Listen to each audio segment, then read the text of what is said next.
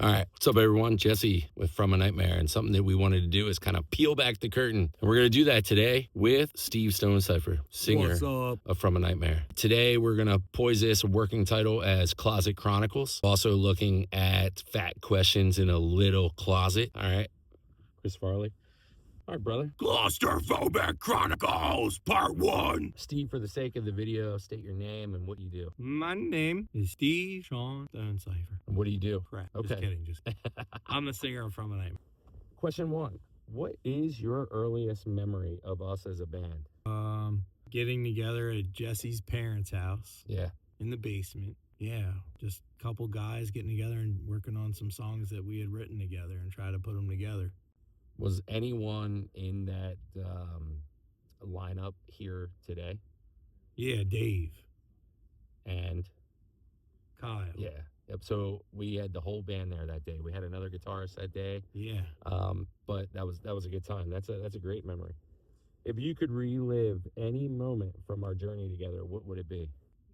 Probably Electric City Music Conference. Well, I don't know, Roach Fest. Roach Fest was awesome. Where was Roach Fest? In St. Mary's County. Yeah. It was dope. We played VFW. Yep. And then after the show, we hung out and all chilled out by the water out back and fished and just hung out. Roll back the the curtain a little bit for anyone that's listening. Like, what do we normally do when we go out of town? We normally while I'm down here. Yeah, we normally try to find an Airbnb that makes sense, that sleeps us all. And, a lot of the Airbnbs that we work with would have us back, and they're always like, oh, when you guys are in town, hit me up, That's cool, we try to take care of stuff, but also it's cool to, rest after these shows because a lot of us work all day long and then come here late at night and practicing, getting ready for the road. When we were there at Roach Fest, dude, taking the fishing rods out, and fishing right there on the water all night. That was awesome. And in really playing anywhere down St. Mary's, we had the ability to, stay right on the water. Yeah. Playing acoustic guitar all night long. And, we were either writing stuff or playing our old stuff. So that's awesome. Yeah. This one is a little different, but what is one personal challenge you faced that has shaped who you are today? I'd say the hardest trial was learning how to sing, being a guitar player to start out and doing some backing vocals. Figured out when my last band closed down that I wanted to do vocals from here on out, and I knew I wasn't good at it at first. I knew it was tough, but I had some really good people in my corner and everybody pushed me to be my best version of myself. And it's really awesome, especially stepping off stage and having people say nice things to you. It really opens your eyes to why you're doing this. And, a lot of people appreciate that we come to their town and play. Yeah. Because we don't have to, right? We could be an internet band, but I just love people. I love making the new connections. And, you never know when you're going to run into somebody that just needed that conversation with you, Hey, what's up, everyone? We're back. Going to finish up this interview with Steve. And this is just a way for us to kind of roll back the curtain, kind of peel back the shades a little bit and let you know a little bit more about us and into our life. And this is a work in progress. This is episode 1. We're going to try to do 1 or 2 of these every practice, and then we'll go from... Oh. I'm going to have to cut so much. I'm sorry. All right, I just put it out there. So, one of the things that you just touched on with, a personal challenge that you faced is not being a singer. Correct. And you said you had a lot of people in your corner, and I feel like, Josh Clark and, singer of Seven Seal and engineer and producer at Dark Hollow Studio and just a really good lifelong friend of yours, and Tim and Nate and all them guys that you grew up with, they never turned you away. They just, as long as you were making progress, they would give you the tools to move forward. And I feel like the band did the same. We may have been a more critical bunch, but that was kind of the fire under, Josh introduced me to Carol Westcott with The Voice Within. And she it was really crazy because I'm really stubborn. I don't know what it is, but I'm really, really stubborn, and I really wanted to figure it out on my own. Like, that's why I'm uh, a home remodeler during the day, because I feel like every day I'm going to have to figure something out, come across tons of problems and stuff like that. And so, I also use the energy that people were giving me to be and want to be better. Of course. You know what I mean? Yeah. A lot of people, unfortunately, they can really get knocked down by the things you say to them, They might even quit, but for me, no matter what anyone said, I used it as the fire, to grow as an artist. Like that helped me so much, to get in there. And voice lessons was insane. I definitely recommend it to anyone. It's awesome. For me, she gave me I don't know if she knew I wasn't going to do a ton of lessons or something, but she gave me a ton of information. Bunch of material to work right on. away. Yeah. It was like she said these things, and I have a really good memory. So like these things resonated with me throughout my vocal journey. Mm-hmm. And it would like unlock another level of something that she said to me. Yeah. And then next thing I knew, I had full control of my voice. I was like, oh man. And so ever since then, it's awesome to have those tools, and you need to learn how to use your voice correctly. Yeah. Because even though, oh wow, that sounds really cool, you could be damaging your voice like straight up. What does she teach you that kind of transcends both metal and, classic or pop or soul vocals? Yeah. I mean, you have different sets of vocal cords. So, I went basically to be able to sing my cleans better, to have more of a full voice, use my head voice, find the resonance. Like I can remember, screaming pretty decent, so I really didn't want to fool with that much. So I took her techniques and I tailored them to my screams, so I engage my vocals the same way straight through. Like that's why I'm able to do what I'm doing, because I know how to do that by using the lessons that was shown to me. Like my teacher, the very first lesson, I thought it was so cool. She just wanted to know what kind of artist I was, and she didn't even ask. She says, what do you play? I say, I play a guitar. She hands me a guitar and says, play me one of your songs. So I play a song for her. Do you remember what it was? It was Drink a Beer. And so what was cool about that was like, she was like, wow, that was really awesome, Yeah. So she basically was like, okay, like this is what we need to do. And she was like, you have got to practice this and not stop. Just go through this material and you will get better, like for real. And that's awesome. It really did work. Yo, shout out Carol Westcott. Baltimore.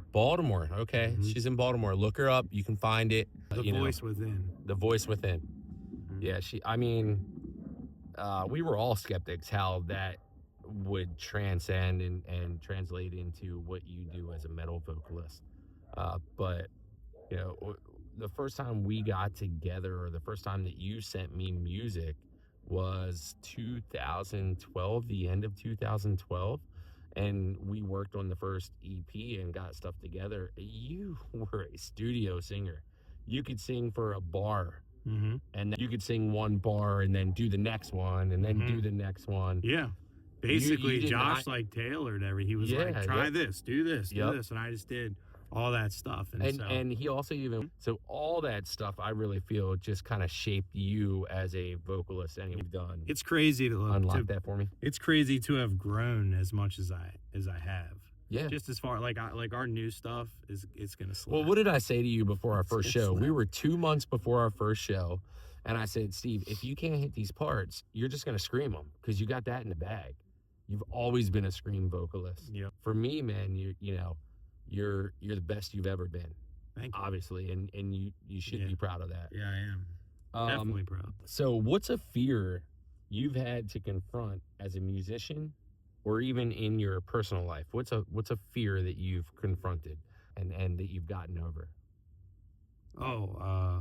Singing in front of people, not just my band. Right. But like the people that we're about to sing for have never met you. They have no idea what you're going to sound like. You're just standing there with a whole room of people and you have no idea what they're going to think. And eventually it got to a confidence level that is unmatched when you're up there doing vocals. It took a really long time, not gonna lie. Like, it was something that was really terrifying at sometimes. I'd go up there and do it and I'd be so terrified before it, but when I was up there with you guys, I was perfectly in my element and I was able to pull it off. But I always, when I got off stage, especially like the shows at like Metro Gallery and stuff, those were awesome shows, but I was fucking terrified. Great sound, I mean, we too. played in front of a lot of people, and that was like, you know, that was a really special moment that I just didn't want to mess it up. What about, you know, and to go on that, what about our first show at Fate Maker? Fishhead Cantina, 2018. It was June 2018. Fate Maker. Kyle played in another band, so he played twice that night. Wow. You know what I mean? Mike Kemper S the bed. My MIDI went down. Josh and Nate went and grabbed my amp. But that had to be surreal. Not only knowing that the band as a whole sold 50 plus tickets to our first gig, which, okay, that's cool, you know. But then getting up there, the rain had just stopped. Yep.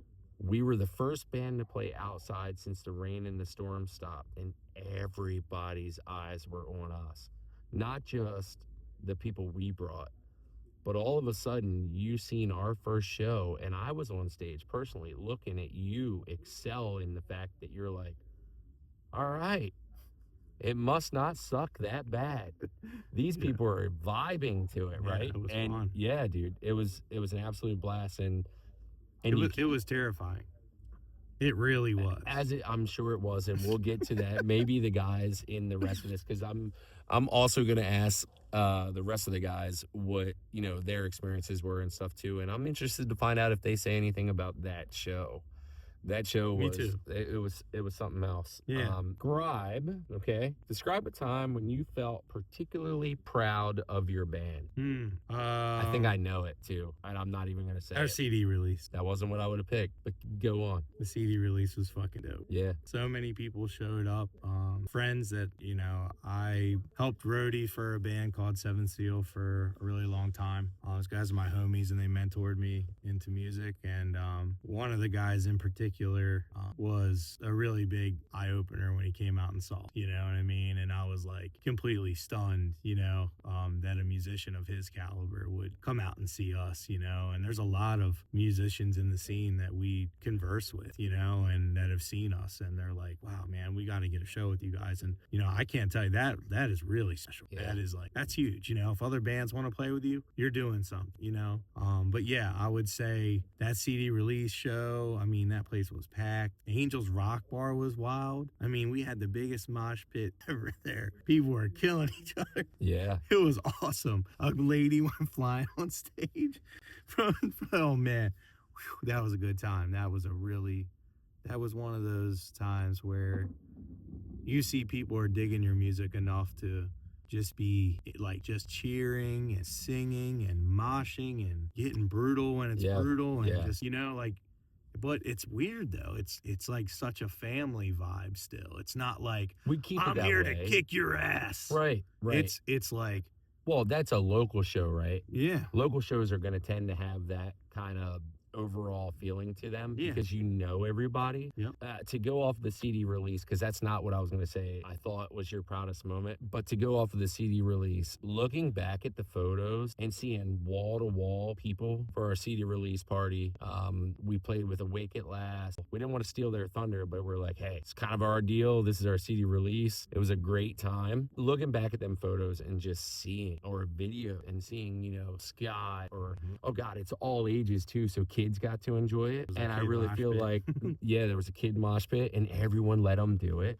You know, I feel like our closest are really cool and supportive of that. Yeah. And I mean, we're parents, you know, all of us are parents, so that's really freaking cool. We're not the youngest guys. No. Definitely the most. We're not the youngest guys. Yeah. So I don't know why I wrote this question in one word or I said one word, but in one word or sentence, what does friendship mean to you and why? Outside of the band, outside of everything, when you say that's my friend, what does that mean to you? Well, I look at it as family. You know, if that person. So your circle is so tight. Yep. That a friend is family. Yeah, and you know, sometimes it doesn't take a long time to know a person to add them to your family. It doesn't have to be a thing where you know them forever. Like for me, I will talk to you, I will learn about you, I will catch your vibe and I'll run with that. And then from then on, I got your back for life. He's not lying, folks. That's how it is. I see this with the guys at Eugene. Yeah, not to name drop, but Eugene, you're like, this guy, he's from Michigan. Yep. And I caught him at a freaking Fit for an Autopsy show. Yep. In Mechanicsburg at Love Traps. Yep. Traverse the Abyss opened up. Yeah. Hey, Sled Dog, Traverse the Abyss. But you immediately knew like everything about him. He just randomly went out to a show and then was able to catch us at Never Early Fest. Yeah. And you're in contact with him. As a front man, do you find kind of a responsibility to connect with as many people as you possibly can? Yeah, absolutely. Like, you know, some of these bands that we've got to play with, like recently we got to play with a Skylit Drive.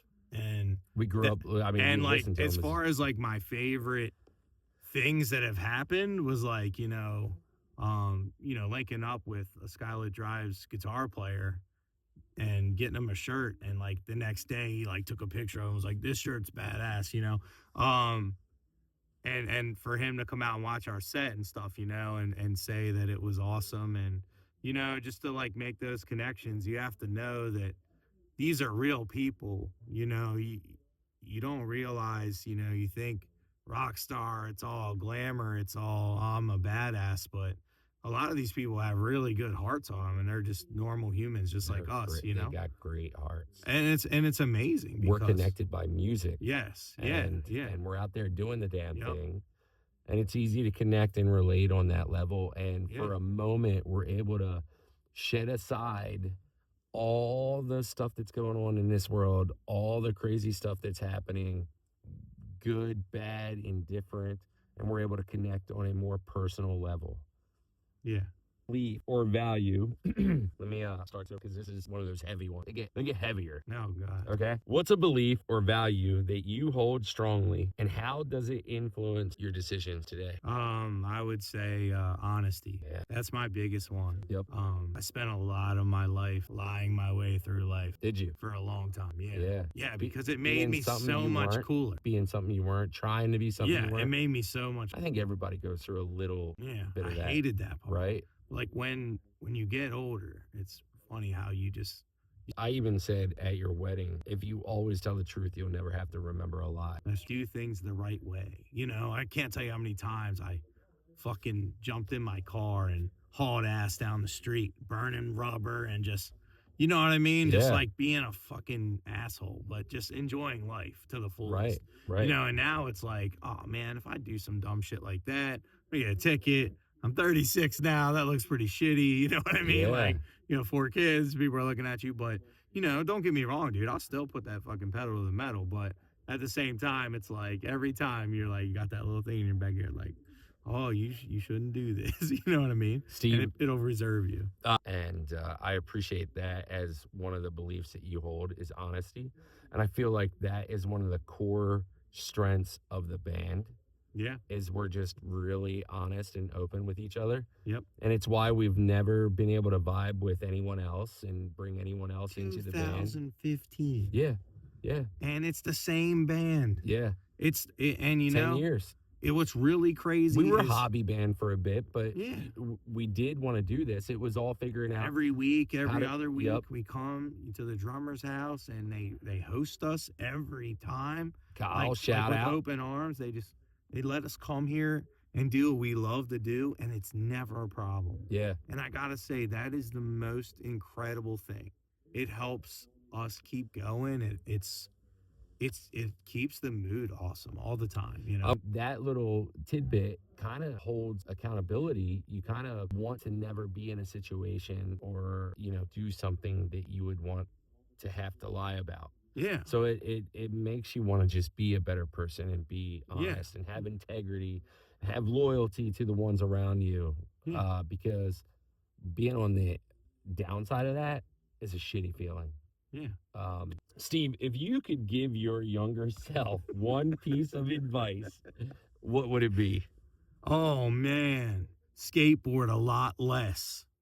I hurt like a motherfucker now. And did it all come from that or mostly work? No, man, no. When I was a kid, me and my homies would all get our skateboards. We would spend all day and all night at the skate park. We would go to the Staples set in Westminster and try to kickflip that 5 set for hours. Is that near Menchie Music?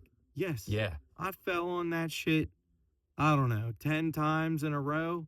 And I did it again Just for get another up and do it fucking again. 10 times. Yeah. And dude, I think I tried it 20 times one day. And I was hurting so fucking bad. I went home, but when I woke up in the morning, I felt great. I was a young fucking buck, man. It didn't matter. I fell. Fast forward 15 years later. Yep, I fucking fell in the warehouse at one of my jobs on my hip. And it took 3 months to fucking heal. 3 months, I didn't want to walk. I was like, man, this fucking hurts. Skateboard, and injuries and stuff. What we did as kids and even, adolescence and into our early adult years. Same thing. I was part of it. My first band, I was ripping across the driveway in a 250. It was a 252 stroke, KX 250. And I was just third gear and I hit power band going across the driveway. Front end comes up because I hit the lip. Rear end comes out from underneath me. I'm good. I literally said, I'm not going to do that again. 2 minutes later. 2 minutes later. Yeah. 2 minutes later, I come across the driveway, do the same thing. I still got the mark on it. I took the same thing happened, except the result was worse. My leg was under the bike. The foot peg went into my leg. I broke my toe. Chad, our old vocalist, he was like, I'm a doctor, except he wasn't. He's like, your foot's or your toe is clearly broken. And he's like, you get ready. I'm going to pull it. I'm like, okay, you're going to set it. I'm like, go ahead. So he pulls it out. Steve had some crutches upstairs. I threw crutches on and I went down and finished practice. Unless they had so skateboard a lot less is your final answer. No, I'm pretty straight with everything. Yeah. So skateboard a lot less. Skateboard a lot less. All right, we're gonna wrap up. Well, just today. A little bit less. Not like maybe only kickflip down the set of steps 5 times instead of 10. Yeah. The worst was like the when it would overflip and you would land on the board in the middle of your feet sideways. Yeah. Like Rodney Mullen, like flip trick type shit. That and the credit card, man. I got one right in the grundle one day. Dude, I knocked myself out skateboarding. Yeah. Me and my homies were at the Manchester skate park and I snapped my board that morning. So I fucking nailed it back together. It started raining. I dropped in off the quarter pipe and I hit the fucking pyramid in the middle. They were all metal ramps. And I busted my fucking head on the ramp and was snoring on that shit. So we're going to finish this up with another question here. Tune into the bloopers. Subscribe for the bloopers. Yes. What would you say is a big misconception of being in a band, a metal band? Oh, that it's making millions of dollars and, stuff like that. It's real legwork, You're selling shirts, you're meeting new people, you're linking them to your website, you're talking to people about your music. It basically never ends. It's a business, we would love to just go and show up and everything like that, but it costs money to travel. There's a lot of expenses for these bands to be traveling out. So if you go see a band, go buy their merch. You don't have to buy my merch, but buy everyone's merch. That if you want to buy my merch, thank you. But at the same time, you go to a show and you have the means, definitely support these bands because it's a lot of money for them to come see us. And I'm so grateful for music. I've seen hundreds of musicians. I've seen so many bands and I love it. I never want that part of life to end. Yeah. So I'm always like, man, when I ask my friends to come out, or we post and someone's like, oh, I saw your post. Where are you playing? How do I get a ticket? Those are like my favorite moments to like connect. And Right. I typically like to sell tickets, because that allows me to go and meet the people, or, catch up with an old friend, or whatever it might be for a little bit, because life's so busy. So it's nice to be able to step out and have a few moments of one-on-one time with someone that's buying a ticket to your show. And I realize like a lot of times that can't happen for everybody. Some people buy them online now, or you can't get to them, but they still come out and support you, Yeah. But I think the personal touch from selling a paper ticket is my favorite part. Like, it's that face-to-face interaction. Yes. And yeah. you can rekindle and spark maybe a conversation or a story of something that you did with that person before. And but I mean, these people come out to support you too, and it's awesome to know that they're doing great. Yeah. It's awesome Yeah. to see their family. Yep. And like, the older we get, some of our older friends, I want them to continue to come out and see us. Yeah.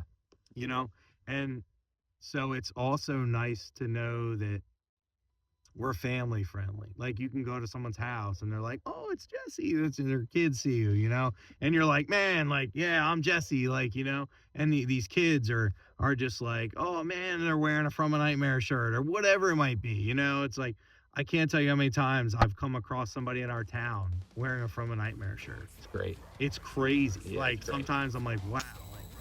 Neat, and so to have the support's really good. But it's 10 o'clock. We're wrapping this up. If you could give one piece of advice, not to yourself like the last question, but if you could give one piece of advice to an up and coming kid, and there doesn't have to be an age to it, but just a kid that wants to play music, and also just wants to be good, wants to do the right thing in life too, what would you tell them? First off, you have to do it because you love it. Not because, oh, you play a guitar, oh, girls like it. Oh, the guys that you're getting together with are feeling that exact same vibe, and in that moment you're so locked in that it's like just a natural occurrence, and there's nothing else better in the world than those moments that you're taking on as a group together to perform for people. I mean, that's huge. I think early on it's just like you really want to do that, but at the same time, like, you really want to just stay humble and just be friendly, be the light, and be bringing somebody else happy, be that positive vibe throughout the whole process. And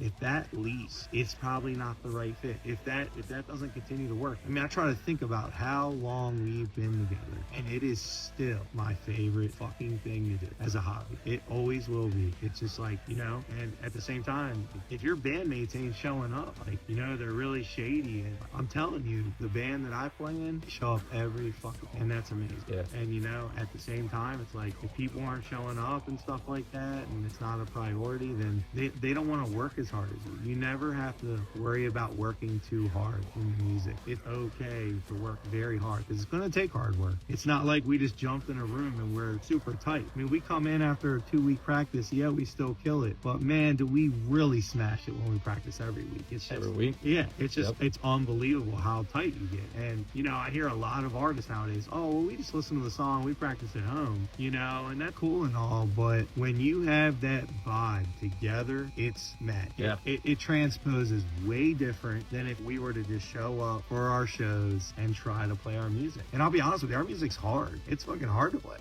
I think it's really hard, honestly. If even other musicians that I've talked to tell me that they listen to my album a lot and they really try to replicate my vocals, and they just can't. And I think that's really awesome. They're like, I don't really know how you do that, and that's because I never gave up. You cannot give up. If it's truly your dream to do it, you have to put everything you have into it. That's it. If it's your dream, you got to put everything into it. Steven Sean Stone Cipher. It's October 15th today. Where can anyone tuning in right now, where can they find your band? Where can they find your links? You want to shout that out to the You can find our band on any platform you look at, and we're From a Nightmare. Hi, brother. Thanks for jumping on. We're going to do this in the future. This one carried in a little longer. We'll be able to streamline it in the future, but hell yeah. And if you're struggling, keep pushing forward. We love you. You are loved. Yes. And it doesn't matter how you wear your glasses. Upside down. See? They look just as the same. Like shit. Let me at it!